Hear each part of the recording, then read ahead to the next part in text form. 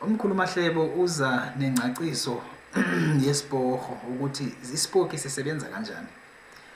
Abantu abaninzi isipoki esi abasichani ukuthi sisebenza nhloboni. Isipoki esakhiwa ngumkhuluma Hlebo,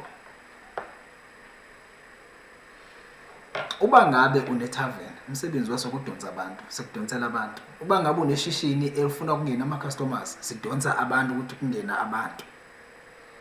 Uba ngabe ubolekisa ngemali, sikudonsela abantu ukuthi bezongena beboleka imali yakho.